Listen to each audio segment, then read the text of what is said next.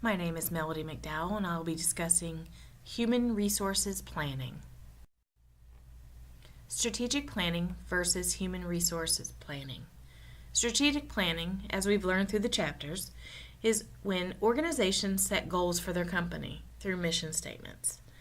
A mission statement is usually a clear explanation of the core values of the company. Strategic planning is the implementation of the mission statement through long and short-term goals. Human resource planning is just as instrumental in the process as the strategic plan. So while a strategic planning uses things such as SWOT analysis that analyze what the strengths, the weaknesses, opportunities, and threats are of a company, what does human resources use? Human resources planning evaluates business environments, competitive environments, core capabilities, and then forecasts accordingly. Let's start off with human resources planning through business environmental factors. Basically, what affects the business that would affect human resources.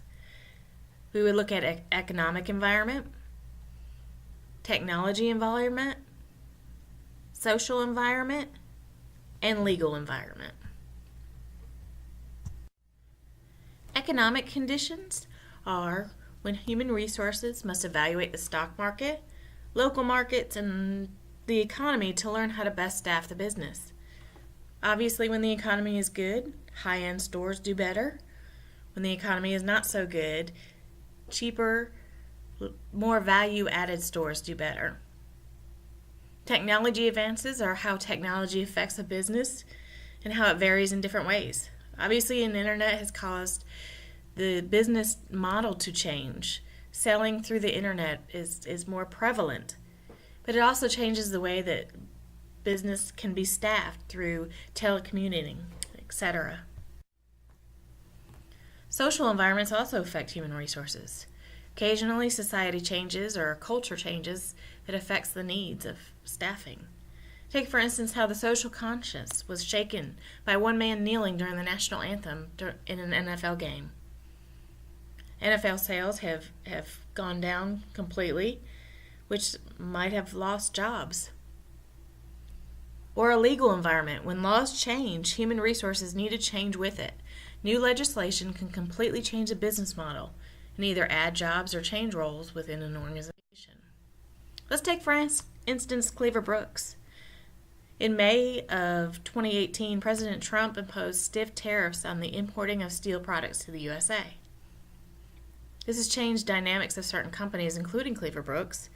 Since 1967, Cleaver Brooks has manufactured boilers in our facility in Stratford, Ontario, Canada.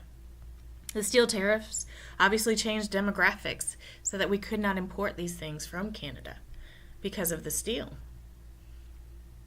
So we've changed our demographics. We've changed where the boilers are manufactured and stored, changing job locations and creating jobs in the United States. But then you also have competitive factors towards a business. You have customers, rivals, new entrants, substitutes. So how did your customers change? Did their needs change? That can affect your business. Or is there a rival firm that's come in? Who is your competition? Are there new entrants? Are there new people entering your market as competition? Or are there other products out there that can replace yours, like substitutes? Human resources planning also takes into effect core capabilities. Basically, are you capable of processes being run correctly, systems being run correctly, and especially people? The simplest definition is asked as, do all of these make your company one of a kind? Does it set itself apart from the others? Human resources planning use of forecasting is done through supply and demand.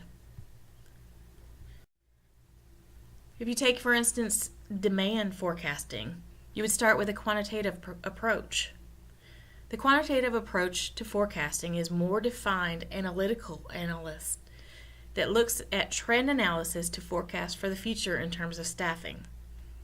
Trend analysis, according to the textbook, is a quantitative approach to forecasting labor based on an organizational index such as sales. On the other hand, a qualitative approach is based more on the opinions and expertise of the management staff. It uses management forecast instead of actual numeric statistics.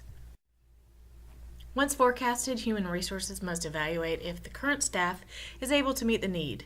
This is done through staffing tables, succession planning, and skill set evaluations. Here are some examples of each. If you look all the way to the left with the staffing table, it shows different positions starting with general manager all the way down to customer service. Or look at skill sets, where you start off as a beginner and then move all the way up to expert. Or succession planning. Even the CEO has who the current one is, who's up next, who's on deck, and who could be one day. Human resource planning goes hand in hand with the strategic planning of an organization. It takes information, environments, competencies, and forecasts to meet the needs. Thank you.